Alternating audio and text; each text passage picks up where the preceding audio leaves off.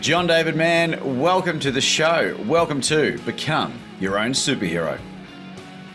I'm thrilled, can't wait.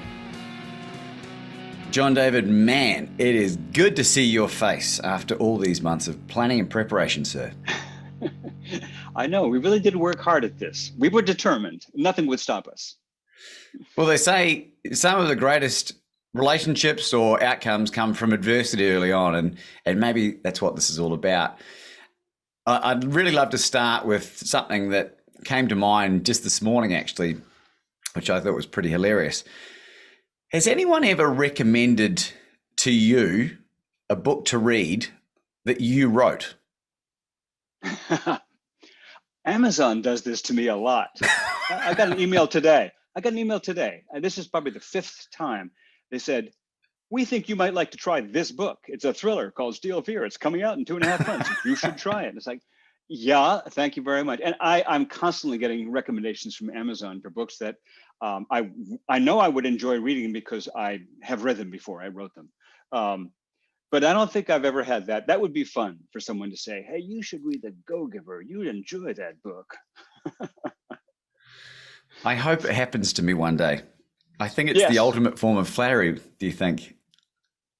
I'll tell you one thing. My wife and I were traveling one year. We went to Arizona. We went to Sedona, Arizona, a place that we'd heard a lot about, never been before. And she went out. I was in my room, my hotel room, writing, and she went out with a real estate agent looking at places. That's what she likes to do when we travel.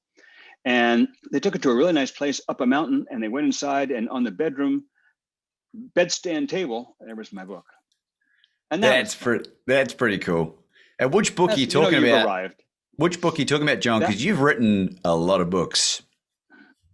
Yes, it's about 30 at this point. That was The Go-Giver, which up to this point, up until right now, as we're speaking, is probably the most well-known book that I've had a part in. I say it that way because 3 months from now, 4 months from now, maybe that will have changed. The next book might be more well-known, but we'll see. We'll see. It was The Go-Giver. Well, first things first, John, congratulations on The Go-Giver. It is a wonderful book, co-written with Bob Berg, who's been a guest on the podcast as well. And his generosity has been just mind-blowing as well. So you've improved many people's lives through me recommending the book to other people in that process. So I can only imagine, because you've sold 1 million+ copies of that book at least by now from the last count. Is that right? Yeah. And yes. And Bob, you said the right word, generosity. Bob is such a generous soul. And some famous people are different when you get them alone than their public persona. Bob is absolutely the same person in private that he is in public. He is what you see is what you get. And it's been delightful working with him because we've done 4 books together now. And when you write a book together, it's an entrepreneurial project. You're not just, the reading public sees the book on the page. What they don't see is the business that's involved and all of the machinations that's involved in the production, the distribution, the dealing with the marketing. And over the years, we've been business partners, basically, very close for well over a decade. It's been one of the greatest working relationships of my life. So everything about The Go-Giver from start to finish has been just a delightful experience.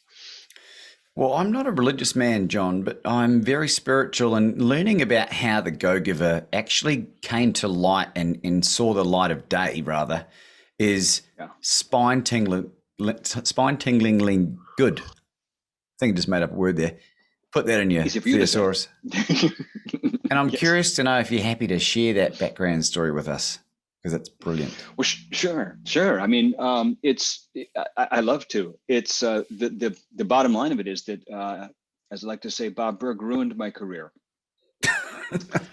and for which I will be forever grateful. So how that happened was my plan. You know how the expression "man plans and God laughs." Right? You've heard this.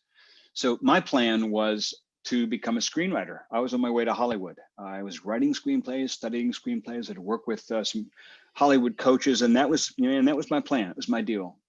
I've done a lot of different careers. I've been through a lot of different fields in my life, and at that point, that's what I wanted to do. So I'd done a lot of editing and a bunch of ghostwriting at that point. I was not a published author, but I'd been around the written word a lot. And I'd edited some stuff to Bob's. And Bob approached me about this idea he had for a book. He says, I got this idea for a book. I don't want you to edit this. This is different. This isn't like Endless Referrals, his sales book that I helped edit. He said, this is a book that I can't write. This is not my kind of book to write. I need you to write it with me. So here's the idea. And he told me the idea. It's going to be called The Go-Giver. And the idea is, you put other people's interests first. It's kind of the opposite of the go-getter, or it's like a cognitive dissonance with go-getter. And he told me what he had in mind is the basic setup of the story. And I was like, I don't know. I don't know. I don't see it. I'm not sure. I didn't know if it was really going to work. I don't know why. But I told my fiance at the time, I said, it's Bob. And Bob is a good friend. I love Bob. So because it was him, I figured I had to take a look. And so, we spent a day together and chatted about it. And I went back home to Massachusetts and I doodled around I had maybe a week of free time after the new year. And I started playing with the idea. And I wrote a draft of a chapter. It's the chapter where Deborah Davenport is giving a talk at the auditorium. And I got to tell you, the moment I started writing it, I was like, this works. This is cool. This is like coming to life, like sparks shooting out of my fingers. This is hot. I love it. I love it. So I did a chapter. I sent it up to Bob and said, what do you think? And he said, what do I think? I love it. So we went back and forth like that. I drafted stuff, shot it off to him. He made comments. He made suggestions. He shot it back to me. We had a draft in about 6 weeks. We took it to I sent it to a literary agent that I knew through a friend of a friend. It was a long, circuitous route. That's also a fun story because it's Gary. One of those Is this Gary? Gary, yes, my friend Gary, who had asked me to write a book for him. So I said that I would write the book proposal for him if he would introduce me to his agent. Because what do I know about agents? I hadn't published in New York. I wasn't a published author. I didn't have an agent. I didn't know anything about this business. The book with Gary never happened. We wrote the proposal. It was fantastic. The agent loved it. She took it to New York. Nobody was interested. Nothing happened. Months went by, and finally I said, "Say, Gary, remember how you said you'd introduce me to your agent? Can you do that?" So he said, "Sure." He gave me your email, and I sent the manuscript for The Go-Giver to her. And at that point, Gary disappeared. And this was 2006, 2005. And I've never seen him again. I lost touch with him. I've emailed him. I've put out Google searches. I've sent out smoke signals. I've told this story many times on podcasts. Everybody out there, if you know Gary, tell him to get in touch. I think at this point, maybe he was a figment of my imagination, or possibly a spiritual being, celestial orb that was dropped down in human form. Anyway, so the agent loved the book and took it. And she said, "It's great. We'd like to represent it. It needs a little work." And that little work turned out to be months of complete ripping it to shreds and rewriting it. In my book, I just put out a book called How to Write Good. Or gooder. Or at least gooder. Exactly. How to Write Good, or at least gooder. And in one chapter of the book, I take the original draft of The Go-Giver that I gave our agent and show it to you side by side with the final published chapter and explain all of the stuff we did to get from here to there. Because honestly, the first draft was crap. I mean, it was pretty garbagey. It was awful. If they'd published that, but the finished story was in there. I mean, it was awful, but it had something in there that our agent could see. So we reworked it. She sent it to New York, and it was turned down and rejected and rejected. And it ended up being rejected 22 times. Wow. And then we completely reworked it again, and then took it back. And eventually number 23 took it, and boom, it was a bestseller immediately. And it's out in 30 languages now. A million copies, 30 languages all over the world. Over a decade later, it's selling better now than it was a decade ago. So something clicked, something worked, but it was a long, hard road to get there. Well, it's such a wonderful story, and it's such a for a number of reasons, but just the perseverance and the resilience component to it. I think anyone could draw upon that in any area of their life, which certainly personally I find it really inspiring. And as someone who wrote his first book during lockdown last year, inspired by the wonderful Les Brown, who I had as a guest of the podcast, who gave me the blueprint for the book. It's not published yet. I'm going through the re-editing, rewriting part. Yeah. And as someone who's never written anything more than some stand-up comedy for my own amateur attempt a few years ago, it's been one of the most cathartic, enjoyable, challenging, mind-blowing experiences ever. Yeah. So I'll tell you another lesson that I took from that experience. I mean, and there's the obvious thing, which is never give up, be persistent, persevere. I love that moral. Everybody loves that moral. It reminds us of stories we've heard about, Chicken Soup for the Soul, Colonel Sanders and Kentucky Fried Chicken, all these stories about people who went up against impossible odds and got rejected and persevered, and they eventually won. Fantastic. But there's a different moral in the story for me, which is if the first publisher had said yes, or if the fourth or the eighth publisher had said yes, you would have never heard of the book. And nobody watching the show, I wouldn't be on this show. The book would never have gone. It might have sold a couple thousand copies and gone, and that would be the end of that. Because they were right to reject it because it wasn't ready. And what I got from that was, yes, you got to believe in your dreams. Yes, you've got to believe in yourself. And there are other people out there in the world who know something you don't know. And there are people who can look at what your idea is, whether it's for a book or for a business or for, anything really. Look at your endeavor and say, yes, that's got potential, but let me give you some suggestions. And if we hadn't been open to that, and if our agent hadn't been willing to hang in there with us, go through the rewrite and take it back again, then it never would have happened. It would have been a diamond in the rough that would have never gotten seen. So great. And it was awarded the Evergreen Medal for its contribution to positive global change as well, which that's the whole point of putting this kind of content out, really, isn't it? Like you want to affect change on a global scale. That is what it is. And the cool thing about that award for me was that we were given that award a decade after the book came out. I mean, more than a decade. The book came out in 2008, and this award was in 2017. So basically, it was a decade. You get awards when the book's published, but to get an award a decade later means that the book has struck a nerve, and it keeps doing it, keeps lasting. So that's really, really gratifying. It's incredibly rewarding. Well, it's won a number of other awards as well. I mean, you don't really need my endorsement to go and read it. It is a phenomenal book. And the other books in the series I haven't got through all of them, but I've read a couple more and as powerful in their own manner. One thing that struck me yesterday, John, was my very first in-person keynote presentation in front of a group of bankers. Yeah. It wasn't a huge group. It was about 25 people. And I've been living in this bubble for the last year or so, right? Because I've been interviewing some of the most fascinating, talented, interesting people on the globe, yourself included, best-selling authors. And when I was sharing my keynote and using anecdotes and sharing quotes, I was astounded to know that no one had heard of The Go-Giver or Bob Burg or John David Mann. I was astounded to learn that no one had heard of Zig Ziglar, no one had heard of Les Brown, and no one had heard of Brené Brown. And I was like, it was such an amazing lesson because, one person and his wife had studied positive psychology, and that's how she'd heard of her.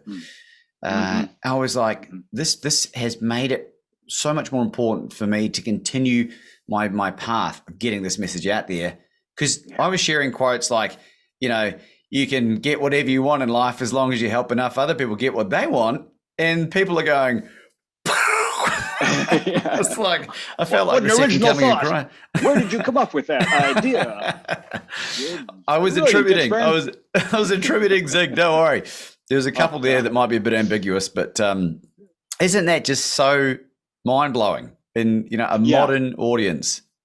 I know it's true. It's true. And you're right. It's like we are in a bubble, and forget that COVID-19. I mean, we're just in a bubble anyway. Because yeah, we have this experience with books like this, with thinking like this and ideas like this, but it's, it is a big world out there. Oh, I'll tell you, one of the most gratifying things about the Go Giver for me has, and Bob too, I know, has been, we get a lot of people who come up to us and say, I don't read books. You got to understand, I haven't read a book since college, or I haven't read a book since high school. But I read your book. I read it in a weekend. And they say that with great pride. And I love that. I mean, I live in books. My world is books. I read books. I write books. I market books. It's my world. So I love readers. I love people who read a lot of books. But there's a lot of people who don't read books.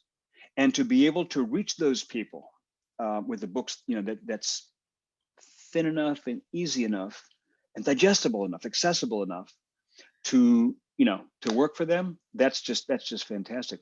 Spencer Johnson, who wrote Who Moved My Cheese, when I first saw that book, I kind of looked, I'll be truthful, I looked down my nose at it, and I didn't care for it much, and I thought it's a little too simplistic. Then 10 years later, I was working with Spencer Johnson on a project, and then some years after that, I got contacted by his publisher, who wanted to know if I could complete his sequel to Who Moved My Cheese, because he had just died and the book hadn't been written. So I ended up ghostwriting / co-writing the sequel to Who Moved My Cheese for Spencer, in Spencer's memory and Spencer's honor, and it's Spencer's idea.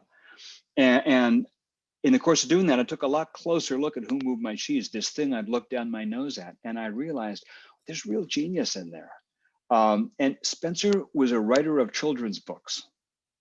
And I never realized that until I started really studying him. So, simple ideas, simple truths, simple stories, a lot of power. So great, John. I want to do something really unorthodox if you're open to trying something with me. Okay. How would you feel about listening to maybe 60 seconds of the first chapter of the book that I wrote, which hasn't been published yet, and critiquing or commenting on your initial thoughts on the first 60 seconds? How do you feel about that? Sure. Is that palatable? And I hope I'm always up for anything. All right, I'm going to get stuck into this pretty quick. My God, this is a lot of pressure. I don't know what I've done to myself here, John. This will be a first, yeah. Pressure on you, pressure on me. Hope I say nice things. So the book's called Bet. The book's called Bet on You. All right, because I was a degenerate gambler and drinker and drug user and philanderer and lots of stuff. Right. Wonderful. Okay, chapter 1. Delicately nestled deep within the bowels of a double-storied semi-detached house in the inner suburbs of Melbourne, Australia, I caught a glimpse of my future for the very first time. A George Orwell-esque dystopian future I had neither planned for nor desired. Like a never previously captured cat burglar slinking silently into the shadows, my life had slipped into a place so dark that not even ignited magnesium ribbon could penetrate. Lying upright in my bed, my dated laptop aggressively prized open, its luminescence reflecting across my bedroom, akin to the government-installed ultraviolet lights that prevent intravenous drug users finding a vein. Undeterred, I focused my attention towards my next powerful dopamine hit. Wow, that's really cool. I love it. So I'll just take it fresh. First off, I love it. This is great. Obviously, thank you. It starts, it's what they call in media res, right? In the middle of things. This is classic term that means start right in the middle of the story. Don't say, I'm about to tell you a story. No, start in the middle of it. That's awesome. So you put us right there. It's obviously we're in for a ride, and it's going to be an enjoyable ride because you're having a good time telling the story. And here's one of the secrets of writing. If you're not having a great time, I mean, yes, there can be struggle and challenge and rewriting and all this stuff, but if you're not fundamentally having a blast, then the reader's never going to enjoy it. You, my friend, are having a ball writing this book. It's really clear. So a couple of minor critiques that I'd offer. Please go for it. Probably you'll probably want to end up taking out about one word out of every 8 or 10. Okay. and just with chopsticks, picking out a couple of words, finding words they're perfectly good words. They're even fun, but they're a little unnecessary. It's a little overtelling the story. Take out one word and suddenly, mwah. Give you an example. Very first word of the book. Take it out.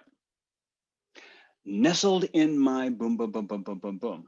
You take out the word delicately. Of course, the clue is it's an adverb. Adverbs, words that end with ly, right?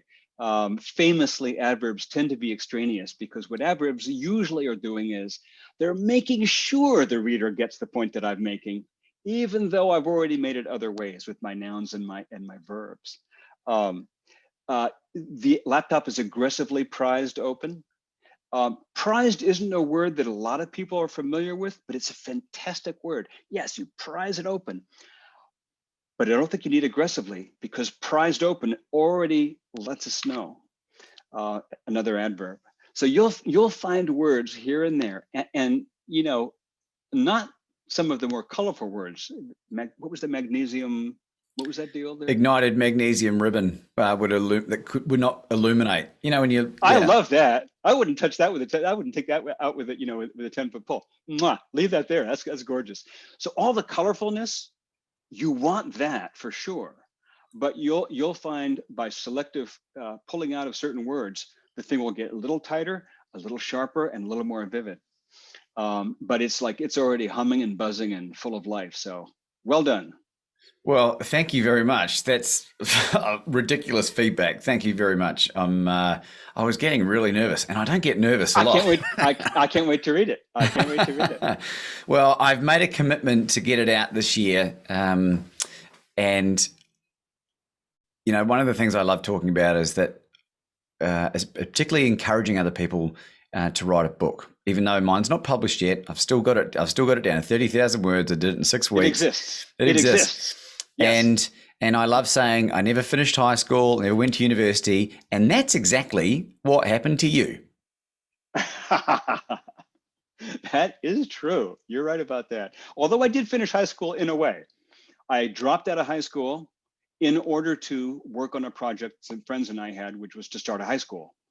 And we did. And the following year, I went to it as a senior in my school. And after I graduated from my school, I went back and I was on the faculty at my school. And I did that for a year, 2 years maybe. And then I took off and I moved into my girlfriend's dorm at Yale. So I went to college. I never actually enrolled in college, but I went to college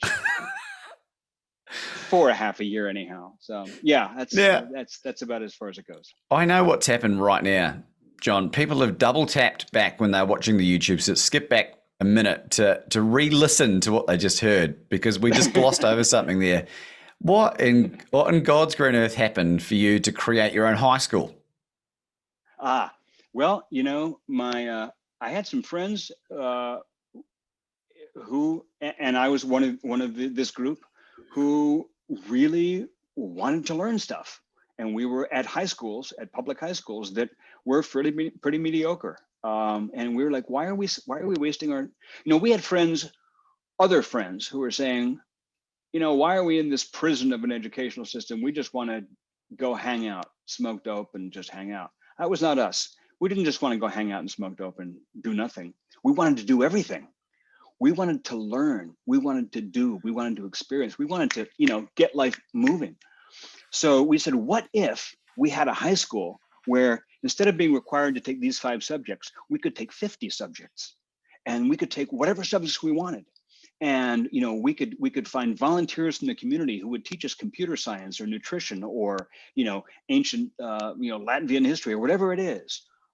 Study books that were really interesting. You know, and we could read Separate Peace or we could read Lord of the Flies, but could we also read some Kurt Vonnegut? And could we also read, you know, this kind of thing? So we did that. We created a high school that we had 50 kids. At one point we had 51 kids and 55 course offerings. And I know this because I was in charge of the schedule, which I did on a gigantic piece of board. And we split up the year in 5-week terms. And the 6th week was a week of evaluations. Teachers evaluated us. We evaluated the teachers. and it was awesome. And let me tell you, we had graduates from our school. We had no accreditation. We had no official imprimatur. We had nothing, but we had graduates from our school go to Harvard, Yale, state colleges, basically the whole 9 yards. So it was a blast. It's because we wanted to do something. Charges Inc. Is that what it was called? Changes Inc. Yes. Changes Inc. It's Changes Inc., which, if you think about it, is kind of an oxymoron. Where did the funding come for this? How did people enroll, and how was it funded? Some of our kids were, were from inner city and didn't have 2 nickels. Some of our kids were from wealthier communities, and their parents, who, bless them, had bought into our vision, pitched in, paid a tuition. My parents, for example, paid for my tuition, and then they added an extra tuition for somebody else. We weren't wealthy, but tuition was, it was $1,000 a year or something in those days. Of course, this was back in the Stone Age, 16th century? It was actually, yes. How did you know? That's amazing. You must have read my story. In the 1970s, so dates.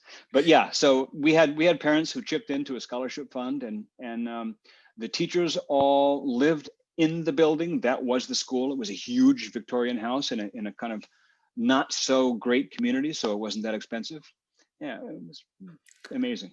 This is so hilarious. I've read about this. I wanted to talk to you about it in more detail. I didn't like high school, so I just went and created my own high school. I mean, you're going to be destined for great things, John, aren't you? If that's the kind of high school, or at least shenanigans. For things. At least for things, you're going to be destined for things. And that was the thing. We wanted to do something, Yeah. So I've always had that. I've always wanted to, just get stuff done. Well, one thing I really want to explore with you is your mum and dad, who have both since passed away. Your mum more than a decade ago, I think, or no longer actually, never got a chance to see the success of Go-Giver. When did your father pass away? In 96. I say even longer. Okay. Yeah. So I'm sorry. That's my mom. My dad is 2006. 2006. So my dad died just before the Go-Giver came out. A couple of years before the Go-Giver came out. He knew Anna, my wife, but I've been married 3 times. I am now married the 3rd time, and I like to say the first 2 times I got up to plate and struck out. They didn't work out so well. A good try. And the 3rd time I knocked it out of the park. My father did know my wife, Anna, excellent name, as you know. Great name. But he never got to see the books. Happily, I have an older brother who has gotten to read all the books and is one of my biggest fans, and that's just been fantastic. But yeah, my parents, they did what they did. They built what they built in me, and then they were gone before this particular phase happened. Well, they were German descendant. My father. Your father was? My father. My mom was long ways American, but yeah. What impact did they have on you in your childhood? Bob Berg and I share a lot of similar values, even though we're very different people and very different experience sets. But we have a lot of similar values, and it comes from our parents. My parents were amazing. My parents did for me what parents ought to do for their kids, and it doesn't always happen. And when it doesn't happen, if you're a kid if you grew up as a kid who didn't have parents who completely believed in you and supported you no matter what, and built this unshakable faith in yourself, if you didn't have that, then as an adult, you need to build it into yourself, which is doable. There you go. Yeah, you have to build it into yourself. But my parents did that. My mom was the person who, you might know the story since you've clearly done some background here. When I was 13 years old, she was a teacher of mythology, of Greek mythology and history. And she was taking a group of school children to Greece to perform Prometheus Bound, 3,000-year-old play in the original theater where it was first premiered when he wrote it in northern Greece. Kalambaka. And I was going to be one of those kids. So she wanted to have 8 of the choruses of the play set to music. And she said to me, would you do that? I was like, well, I'm a 13-year-old kid. I can't set like Aeschylus to music. I don't know how to. She said, sure you can. And I believed her. And so I did. And, I won an award for the music. And when she told me I could do stuff, I believed her. So by the time I was 17, 4 years later, and we decided to start a high school, she was like, cool, I'm there. Of course you can. Of course you can. So that's my mom. My father, what I got from him was he was the go-giver incarnate. He was one of the most generous, gentlest, sweetest gentlemen, very old world guy. And so it was just, he was a great person to grow up with. It's so great. It's not often I get to have conversations with people talking about their parents so lovingly, John, and because a lot of the content that we talk on this podcast involves my journey as a child of divorce, right? Which is my superpower now, and I've let that go. I've forgiven both my parents and understand that they've done the best they could with the tools they had available. And I know from the first two marriages that you had children, at least from one of those, and you didn't get a chance to be with them as much as you have liked, and the impact that had on the relationship that you had with your kids. How's that improved itself or not over the last decade or so? It has improved in some ways, but not entirely, not in every way. Let me put it that way. So I've had 5 kids through 2 marriages, one of whom died early on. So we had that loss, and 2 kids from one marriage, 2 kids from another marriage, and all 4 totally different individuals, like from 4 different planets in the galaxy. How did that happen? But it hasn't been easy. Some relationships, and some of those 4 are better than others. Some have improved drastically, as you say, in the last 10 years. But for me, it's really been a lesson that, I don't know if I can use curse words in this podcast, but let's just say stuff happens, shit happens. It's like, there are difficult circumstances that you can't necessarily fix to perfection, but you can address them the best you can and go with that, just go with that. It's like you are the best husband you can be. You're the best father you can be. You're the best author, writer, or best speaker you can be, as you say, with what you got at the moment. Like your parents, you sort of have to also forgive yourself. I'm speaking of me here, not you, but of all of us. We reach a certain point where you see how you could do so much better in certain realms, or you wish you could do so much better. You kind of have to forgive yourself and acknowledge that I have the very best of intentions and I'm an imperfect being. And with that, as an imperfect being, how can I make a perfect contribution? That's all you can do. It's beautiful, John. And something else that happened at that presentation yesterday, I was talking about boundary setting, and it included boundary setting to the point where I've had to exclude family members, keep them at arm's length. And this one guy, he was in his early 50s. He snapped. He disagreed with me. He disagreed that you can cut people out of your life. And it was really interesting. Some of the other team members actually piped up at the other end of the room and not jumped on board with me, but I think agreed. And I'm just curious to know your thoughts on that component. Yeah, I mean, I agree with you. I think I didn't hear, I wasn't there for what you said, but my sense is that I agree completely with you. It isn't like you're cutting them out of existence. I might, disagree if you wanted to shoot them and kill them. Yes, that's not what you're talking about. You're not trying to erase them from existence.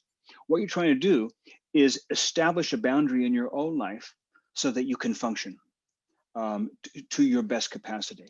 Now, there's sort of a give and take relationship that you have with your universe, which includes people and circumstances. There are things you can control and things you can't control.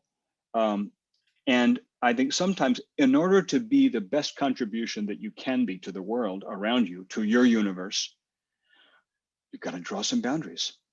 And part of those boundaries can be about time, like not now, or I can't do that. I can do this much, but I can't do that.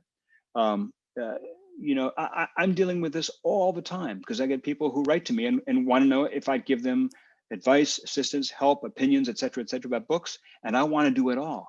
I can't do it all. I do a lot though. But here's an example of a boundary for me. People constantly write to me and say, can I just get a phone call with you? And my answer is, no, you can't. And here's why. And bless you, I'll be compassionate about this, but a phone call, even if it's a short one, the so-called just 15 minutes, which doesn't exist, it's never just 15 minutes, it's always like 45. But even a short phone call, it knocks my attention span off to the degree that my writing day is wrecked.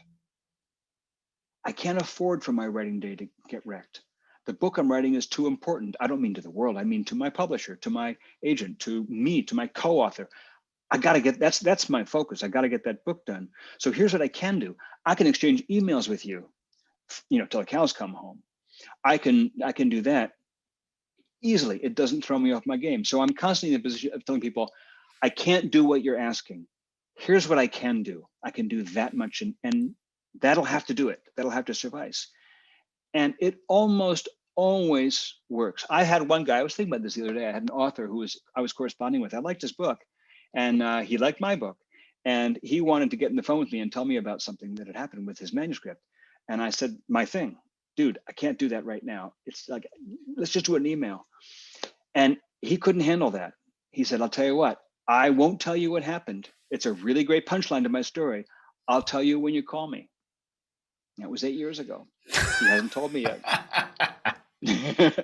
Guess I'll never know what happened. Oh, well. That's a perspective I've never looked at, John, because I love ringing up and calling people, particularly to invite them on as a guest to the podcast, and it's incredibly effective. And a lot of people have said to me, "Hey, thank you for ringing. Like I appreciate the balls, right?" Yes. But yes. I didn't ever take into consideration your point of view, and so now it's given me a newfound appreciation. Thankfully, I'm a bit more gracious than this other joker, so I don't mind. It's just that I don't enjoy writing emails as much because I can't articulate myself as succinctly as I can in person, right? And having said that, it does go both ways. I worked with a guy for a while. I worked in a business where there was a guy there who owned the business, and he hated writing emails. It wasn't his thing. And he liked to process by talking out loud. And my wife liked to process by talking. I understand that completely. So he was a verbal processor. I like talking. I mean, you and I are spending a delightful hour right now, right? I love doing this, but I've already told you the issue I have with it. With the phone, I get on the phone, it wrecks my whole morning in terms of writing. And he and I were like this for a year. I mean, I was like to my wife, why won't he answer my emails? And I'm sure he was saying to his wife, why won't he answer my phone calls? And finally I said, I got to drop this. And just get on the phone with him and just hang out. And that I did. It was worth it because we've all got our own styles. We've all got our own restrictions and limitations. My mom hated being on the phone. I think that's where I got it. My father could talk on the phone all day long. So yeah, we're all different. It's so fascinating. It really is. I want to know more about this, the steel fear and the process of writing a fiction book versus all the other work that you've done. Yeah. I mean, yeah. Go ahead. No, I was going to say, this is, on the face of it, this is a complete departure for me because what have I been doing for a decade and a half? Writing parables about lovely things. Right, about giving, about being generous, about leadership, about, so the Go Giver books, and I've done a lot of memoirs of business leaders and memoirs of sort of rags to riches stories and so forth. And so all of a sudden I'm writing a crime novel about a disgraced Navy SEAL who's stalking a serial killer on an aircraft carrier in the midst of the Pacific Ocean. What? I mean, so, it seems like a complete departure. For me, it just feels like the next logical step in what I'm doing. Yes, it's a thriller. I wrote it with my Navy SEAL buddy, Brandon Webb.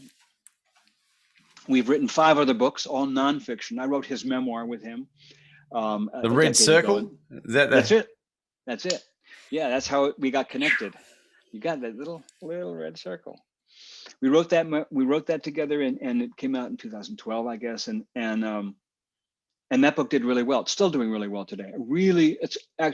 I really enjoyed that book because it was completely outside my experience. I don't have any military background. And I'm not a big gun enthusiast. I've shot a few guns, but nothing much. And here I am writing the memoir of a freaking Navy SEAL sniper, right? It's what he is, what he was. So that was wild. I had to learn a whole foreign world, which I think is an awesome experience. I think every actor does that. And every writer should do it. They say, write what you know. Well, yeah, okay. But it's a lot more interesting to write what you have no idea of, because you have to learn it. And so there was that book. And then we went on to write a bunch more sort of memoir books about snipers, military snipers. And then we wrote some business books, Total Focus and Mastering Fear, books that sort of applied Navy SEAL principles to the world of business and civilian life. And then we wrote this thriller, and we sold it in a 2-book deal. I'm already halfway through writing the sequel, which we've got a publication date for already. It's going to be a series. It's the start of a new thriller series. One of Robert Crace, who wrote the Elvis Cole novels, he's like, used to write for Man from U.N.C.L.E., this guy. I mean, this guy is one of the big TV writers for decades, and he's one of the top crime writers. And he wrote an endorsement and said, Finn, our hero, is the next thriller superstar. So that's a pretty sweet endorsement. Maybe you might get that the film script gig off the back of this. Yeah. Well, the truth is, it's in development right now as a TV series, as a streaming TV series. Any idea who the lead will be, actor-wise? No, it's not. It's not in casting at all. It's still in story development, and we don't have a pilot has not been shot, so it's still in this dreaded place that Hollywood calls in development, which could mean it will never be seen again, or it could mean in 6 months they'll be shooting. You just don't know. We just don't know. But it's in development as a streaming TV series. We shall see. That's so exciting. And endorsed by the Jack Reacher author. Lee Child. Yeah. Lee Child. Yes, whose real name is Jim Grant, but Lee Child. Lee Child said it is an instant classic, maybe an instant legend. Wow. I'll tell you what, the day I got that email from my editor, the editor emailed me one morning and said, we got an endorsement from Lee Child, and here's what he said. And she read me his whole email. And I took it to my wife on my phone, and I said, hush, hush, hush, hush, hush, hush, hush, hush. And I showed her, I said, hush, hush, hush. She had to read it because I couldn't read it. I literally couldn't do it. It was pretty exciting. Yeah, so he's a very, very generous man. And he gave us that beautiful endorsement, which has opened a lot of doors, and we're excited about that. I'm not shocked. I mean, the Go Giver was endorsed by, had the forward by Ariana Huffington, if I'm not mistaken. Yes, yes, that was pretty sweet. Now I've experienced a little bit of this to the extent that I've had the opportunity to interview, obviously people like Bob, Dr. John Gray, Dr. Robert Glover, who wrote a book, No More Mr. Nice Guy. I don't know if you know that book as well. And Les Brown, for heaven's sakes. How could I forget Les Brown, right? Yeah. And other people like Keith Abraham. But I've had opportunities to read them, sections of the book, not all of them, but some of them, and to get that kind of feedback for such a raw scribblings, for lack of a better word, is so empowering. So I can only imagine what it's like when you get it when the book's done. This is a weird thing. The there comes a point for me in every book I write, and usually it's more than one point. It happens many times in the course of the book, but certainly it happens at least a couple of times where I'm working on the book and I find myself going, this isn't working. I don't know. I just don't know. And, I know there are people maybe who hear me say that and think, yeah, he doesn't really think that. No, I really do. I'm speaking honestly here. My wife and I just wrote a book called The Go-Giver Marriage. It's the next Go-Giver book. It'll come out next year, next March, actually. But this is the fourth Go-Giver parable. And all, the other three have done okay, all right? So you'd think by number 4, I'd be going, I got this, no problem. I was not doing that. And early on in the book, so help me, I found myself at 5 o'clock in the morning in front of a blank pad of paper going, I know the others work, but I don't think this is going to work. I don't think it's going to work. Of course, I hear myself say those words, and I've trained myself to immediately translate them. I'll take that and deflect it and say, I'm not seeing yet how this is going to work, but it's going to be fantastic. But I'm not seeing it yet. I can't wait to see it. I can't wait to see how it's going to work. I speak sort of those words of faith, if you will, into myself, even though I don't believe it yet. Steel Fear. I mean, I knew it was by the time it was done, our agent had read it. We'd had a circle of friends read it. And, the publisher was excited about it, and they'd bought it and they'd paid money for it, and they wanted a 2-book deal. So they wanted a sequel. And now there was somebody in Hollywood and said there was Hollywood buzz. But there was still like, yeah, I mean, these guys have liked it so far, but is it really going to hit is it really any good? When Lee Child said that, it's like, okay, that's pretty satisfying. I mean, just like you said, it's really nice to get those words of acknowledgement and words of confirmation that, what you've done, that there's some value in it, that there's something real in there. So I'm a big fan of generosity in the world of writers. I'm so grateful to the writers who've pitched in and given us their endorsements. Well, even your comments on what I read out earlier have absolutely made my weekend. So, whether it comes across that or not, like truly, it's. I've learned something about critiquing. Here's something about critiquing because I critique writing a lot. It could also be true for critiquing, your son's baseball stance. It's true for critiquing anything. And it's a really simple thing. It's the first thing you do is find what you love in it. Find the thing you love, point that out. And then you can, number 2, you can say, and by the way, here's some things I'd work on. But you can't do it the other way around. At least I can't handle it the other way around. If I started out saying, okay, Ditchburn, first off, you're using too many adverbs. Okay, so take out the delicately and take out the aggressively and take out these 3 words. But, I like what you're doing. It would be like, oh, so deflating, right? So, and besides which, that's a lie. That's not the truth. The truth is, what grabs you isn't a word that's misplaced. What grabs you is the fire, is the spark. That's true if you're a mentor for somebody who's starting a business. The first thing you're going to look at is, what's the vision of this? Oh my God, that's a great idea for that business. Now, your customer service is a mess, or your people are answering the phone sloppy. You got to fix this, or you got to dress different, or you got to fix up your retail, whatever it is. You don't have a business plan? You need a business plan. But first you look for what's great. What do I love? And acknowledge that, because then we're connected. I believe in you. You know that I'm going to be real about whatever comes next. And you know that if I critique something, it's because I love you. I love your idea. I believe in you. And so I have a reason to listen. And that's so important. It's so important to know how to critique other people's stuff. It's wonderful advice, John. And that's exactly how you made me feel. It uplifted. Okay. And I don't even remember any of the the negative stuff. It wasn't even negative. You talked about extracting one word at a time, and I haven't read all. That's what I do with myself. It's what I do with myself. Perfect. Well, the How to Write Good, or at least Gooder, I've gotten through. I think about 50%. I've been reading it on an iPad. And I converted it to iBooks because it's a PDF available through your website, which we'll get you to share in a minute. It's brilliant, right? And I've already started taking a lot of the words out because I don't care that it needs to be 5 hours long to listen to. There's a ton of examples in the last chapter. Yeah, when you get to the last chapter, the very last chapter of the book, there's a ton of examples of my own stuff, and I'll show you how it was, how I made it better, which means it wasn't very good to start with. So all I'm doing is exactly what I do with my own stuff, and it's the craft, not the art. It's the craft part.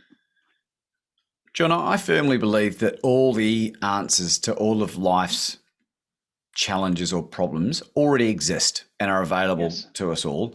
Speaking of which, how can people find you and your information?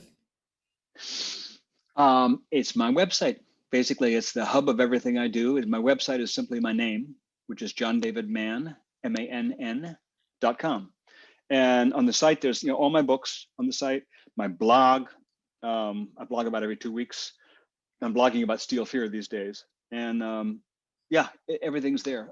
So you can also contact me. There's a little, contact me link. If you push that and you send an email, it actually goes to me. I'm the person who answers it. I don't have a staff. It's just me. So that's where you find me. That's one of the great things about this community and authors is how easily it is to connect with. This is the most extraordinary people if you just have the courage to reach out and ask for what you, ask for help so that you remain strong. Not so that you appear weak, and keep asking for it until you get it. Yeah. John, this has been nothing short of extraordinary. I knew it was going to be good, but I didn't realize how. Do you have any concluding thoughts for our audience today? Yeah, I guess, let's see, I'll make them up as I go along. The first thought I have is that I know not everyone's path is my path. My path isn't everyone's path. I will say about my path that I feel like I've been kind of fumbling for most of my life towards finding, kind of like looking for something in a room when all the lights are switched off. I've been fumbling towards what am I here to do? Why am I here? Maybe I didn't always ask that question so existentially, but it's like, what am I doing here? So I've done a lot of different things as careers, often fumblingly, but with an intention. And my intention has always been, and I think you touched on this early on, my intention has always been to have an impact on millions of people's lives, a positive impact. That's, what I love to do, but I just been looking for ways to do that work and ways to do that I can be effective at. So I guess what I would want to say is that I have a belief. I do believe that each one of us is uniquely here for a particular reason. I have a friend, Dan Burris, the futurist, who says that we have many talents, but one gift. I've never examined that enough to know if I agree with him or not, but there's a ring to it. There's a ring to it. I do think that every one of us certainly has a path where that gift might lie, which is there's some way that each one of us has to make a uniquely positive impact in our world, so that the world will be a different and better place as a result of our having been here. And the reason I started out saying my path isn't your path is that some people find this early on.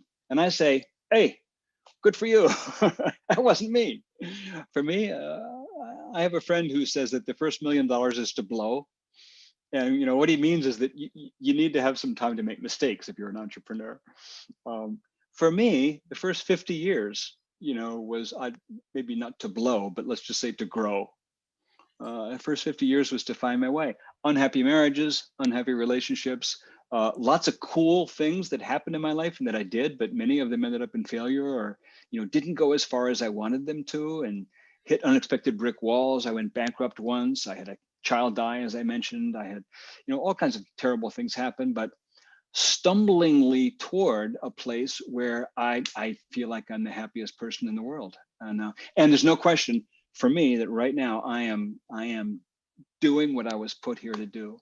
So I just want to encourage everyone, if you haven't found that path, know that it's there and that you're on the trail for it. Be on the trail, be on the hunt for it. And if you have found that path, enjoy the hell out of it. Ladies and gentlemen, John David Mann.